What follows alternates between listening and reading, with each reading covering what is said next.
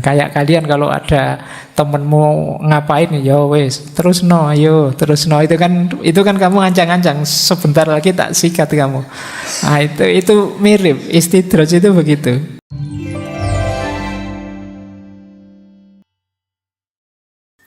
Karomah ini nanti hubungannya dengan anugerah Allah kepada para wali, orang-orang yang dicintainya. Baik, bismillah, langsung saja kita masuk ke materinya biar nanti selesainya tidak malam-malam. Ini kan mengikuti prinsipnya teman-teman mahasiswa, mulai boleh telat tapi selesainya kan harus on time. Ya. Baik, bismillah. Karomah ini kalau dalam Islam itu salah satu jenis khawarikul ada. Khawarikul ada itu sesuatu yang tidak sama atau berbeda atau kadang diterjemahkan menyalahi adat. Adat itu yang biasanya yang normal. Khawarikul ada itu dalam bahasa Indonesia kadang diterjemahkan peristiwa yang luar biasa. Jadi bukan peristiwa biasa-biasa saja. Nah, di hampir semua agama ada pandangan tentang peristiwa yang luar biasa ini. Nah, kalau dalam Islam ternyata jenisnya banyak. Ini kan kalau dalam bahasa Inggris kan kadang hanya pakai istilah miracle, mukjizat. Nah, ini bagian dari mukjizat. Kita awali. Ya, padahal mukjizat itu peristiwa luar biasa yang dianugerahkan oleh Allah kepada para nabi. Jadi untuk penguat dakwahnya.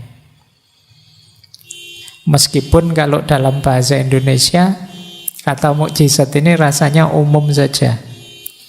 Ada orang misalnya kecelakaan sedahsyat itu kok selamat, terus beritanya ini di antara sekian orang yang tewas ada satu orang yang mendapat mukjizat sehingga dia masih hidup. Nah itu kalau tidak hati-hati kamu, wah ini jangan-jangan habis kecelakaan jadi nabi dia, kok dapat mukjizat. Tapi ya memang bahasa Indonesia secara umum mendefinisikan mukjizat itu pokoknya peristiwa luar biasa, begitu saja. Ya kalau definisi pasnya sebenarnya mukjizat itu hanya untuk nabi. Nah, kalau karomah ini untuk para aulia, orang-orang yang dicintai Allah. Malam hari ini kita membahas karomah ini saja. Mungkin lain waktu kita bahas mukjizat. Nah ini kalau karomah itu untuk para wali. Masih ada lagi ma'unah. Ma'unah itu untuk kita, orang biasa-biasa. Kadang-kadang kita ngalami juga hal luar biasa kayak tadi kecelakaan begitu dahsyatnya tapi masih selamat, masih segar bugar. Itu sebenarnya pasnya ya ma'unah. Jadi peristiwa luar biasa yang diberikan oleh Allah pada orang biasa. Ada lagi nanti namanya irhas. Irhas ini peristiwa luar biasa yang diberikan pada calon nabi. Jadi orang yang nantinya oleh Allah diberi wahyu untuk jadi nabi itu sejak awal, sejak kecil memang dijaga oleh Allah dan terhindar dari bahaya, dilindungi dari berbagai musibah, bencana dan lain sebagainya. Ini namanya irhas. Seperti Rasulullah itu waktu sebelum beliau mendapat wahyu, misalnya berdagang kemana melalui padang pasir itu selalu ada awan yang menaungi sehingga tidak panas. Itu namanya irhas. Nah, kayak misalnya malam hari ini kan suasananya agak panas, agak sumuk, tapi mungkin ada kok sendirian, saya seger-seger aja Pak, dingin Pak. Itu mungkin, tapi bukan irha sekalian, bukan calon nabi.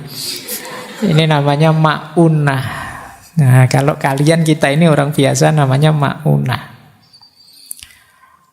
4 yang atas ini positif, luar biasa tapi positif.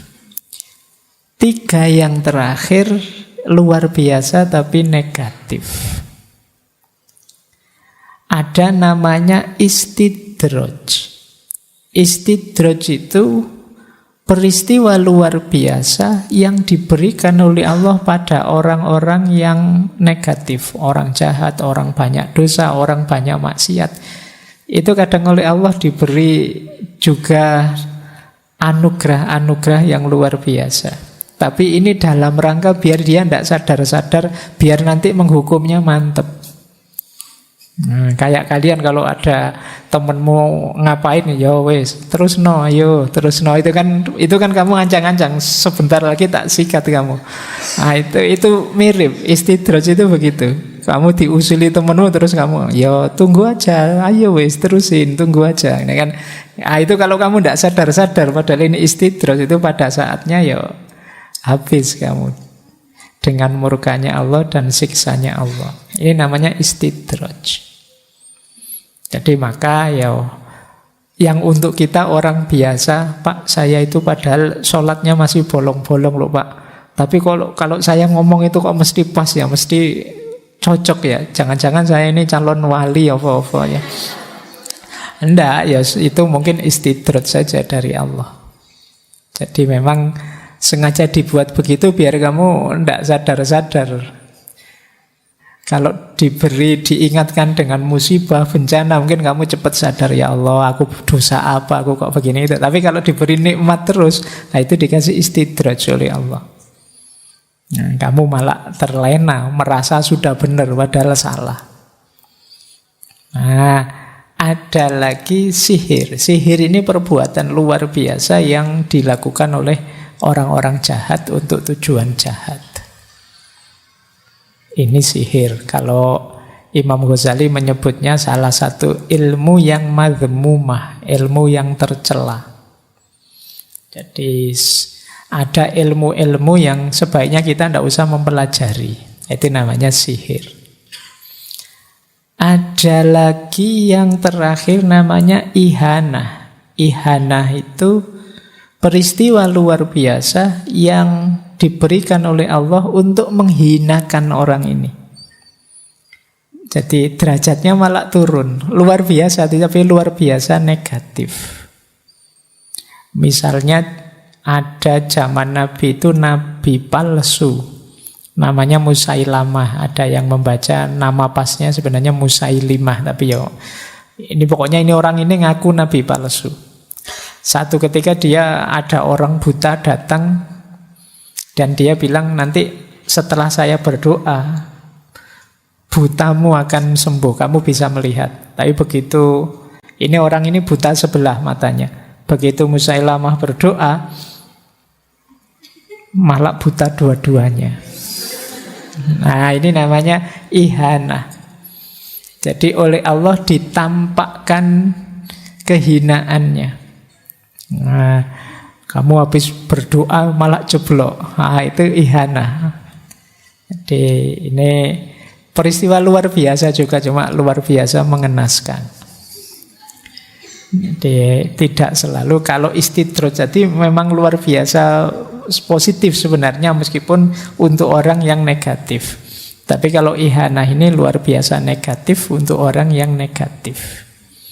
Sama seperti sihir. Sihir itu kontennya negatif, tujuannya negatif, dilakukan oleh orang yang negatif. Jadi 3 yang terakhir ini memang keluar biasaan yang negatif. 4 yang atas ini keluar biasaan yang positif. 3 dari 4 yang atas ini spesial, yang 1 umum, bisa untuk siapa saja. Nah, baik.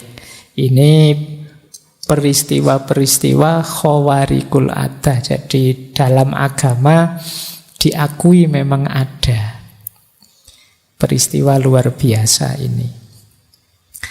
Baik, kita mulai ya. Malam hari ini kita membahas karomah yang merupakan anugerah Allah untuk para wali. Secara bahasa karomah itu artinya kemuliaan. Jadi kalau ini teman-teman mestinya sudah ngerti ya. Berarti orang yang mendapat karomah itu hakikatnya dimuliakan oleh Allah.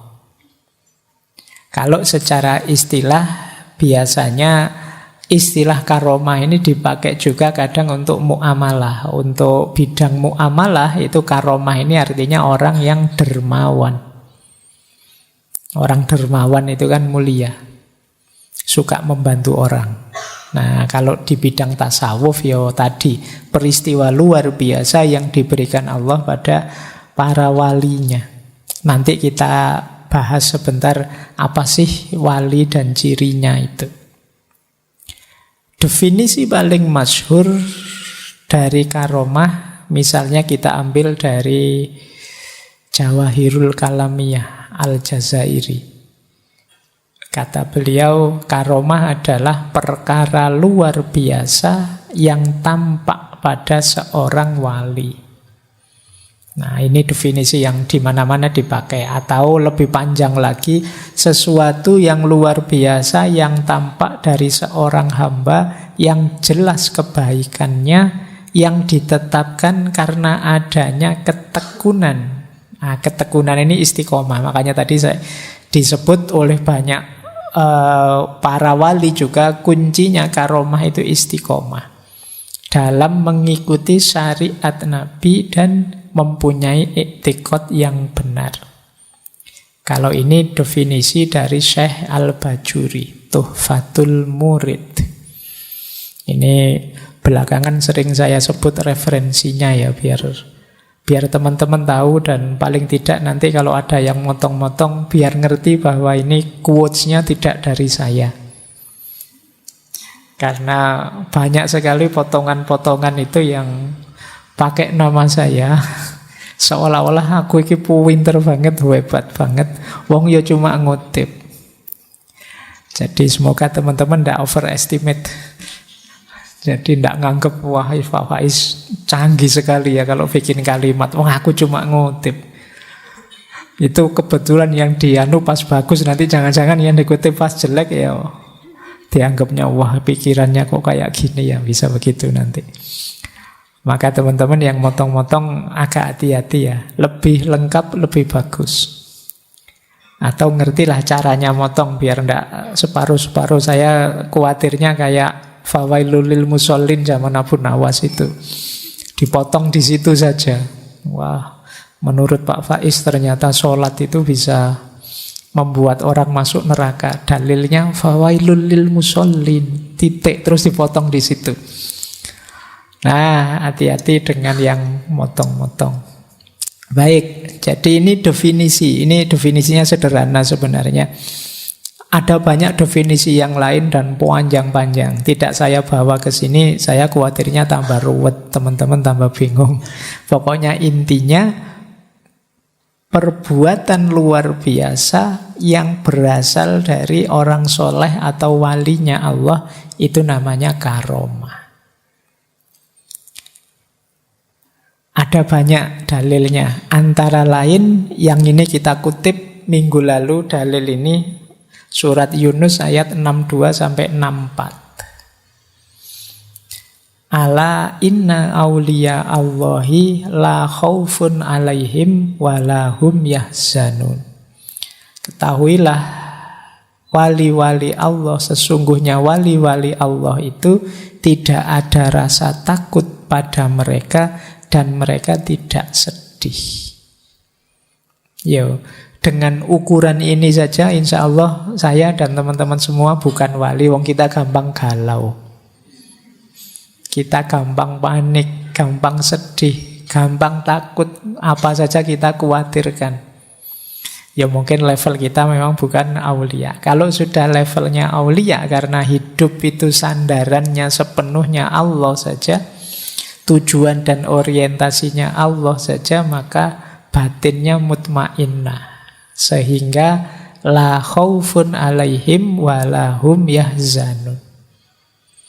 Tidak ada takut dan tidak ada sedih. Alladzina amanu wa kanu yattaqun lahumul busyra fil hayatid dunya wa fil akhirah. Yaitu orang-orang beriman dan senantiasa bertakwa. Bagi mereka kabar gembira dalam kehidupan dunia dan akhirat. La tabdila li kalimatillah, tidak ada perubahan, tidak ada ganti bagi kalimat-kalimatnya Allah. Dzalika huwal fauzul azim. Demikianlah itu kemenangan yang agung. Jadi orang yang sampai level ini itu ya mencapai kemenangan agung. Jalannya iman dan takwa, cirinya tidak takut dan tidak sedih. Dan pasti begitu. Kenapa? La tabdila li kalimatillah. Tidak mungkin berubah, itu sudah janjinya Allah. Baik, paling tidak ini dalilnya. Kenapa aulia itu kadang-kadang memang oleh Allah dianugerahi peristiwa luar biasa. Saya lanjutkan, biar nanti bisa tuntas materinya malam hari ini. Hakikatnya karomah, ini saya ambil dari Hakim Tirmidzi. Jadi karomah itu hakikatnya 4. Yang pertama ikrom, yang kedua takdir, yang ketiga wala, yang keempat alamatul auliya fi dzahir. Ikrom itu berarti pemuliaan. Apa sih Pak tujuannya para wali itu kok diberi karomah? Ikrom, pemuliaan Allah terhadap mereka karena kesungguhannya mendekat pada Allah, dimuliakanlah oleh Allah. Namanya ikrom. Yang kedua takdir. Takdir itu ya memang harafiahnya takdir, tapi maksudnya qadar. Qadar itu ukuran, standar, nilai. Takdir berarti menegaskan nilainya si wali ini. Dengan ada karomah-karomahnya itu kan orang tambah mantap, beliau ini memang wali. Itu namanya takdir. Ada peristiwa yang luar biasa yang tidak masuk akal, kok bisa dilakukan? Oh, ini berarti memang bukan orang sembarangan. Harus kita hargai dia. Itu takdir. Yang ketiga wala. Wala itu penegasan kewalian. Kedekatan seseorang, kecintaan seseorang, ketaatan seseorang kepada Allah. Nah, ini namanya wala. Dan yang terakhir alamatul auliya fi dzahir. Jadi penanda, penciri para wali di level fenomena, di level realitas. Jadi hakikatnya karomah apa? Ikrom, takdir, wala, dan alamatul auliya fi dzahir. Dia simbol pemuliaan Allah padanya.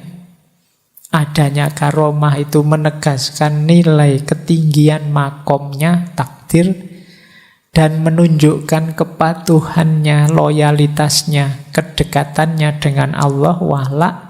Dan bagi orang lain itu adalah tanda kewaliannya. Nah, ini untuk wali ya, berarti harus diawali dengan wala tadi, upaya sungguh-sungguh mendekat ke Allah. Jadi berarti apa? Tidak ada wali tiban. Kan ada, kalau dukun tiban ada, tiba-tiba bisa menyembuhkan sakti ada. Tapi kalau tiban tidak ada. Karena harus ada pendahuluannya, kepatuhan kepada Allah. Mendadak wali tidak ada, mendadak nggak ada. Ada awalan amal solehnya. Baik, Jadi ini hakikatnya karomah.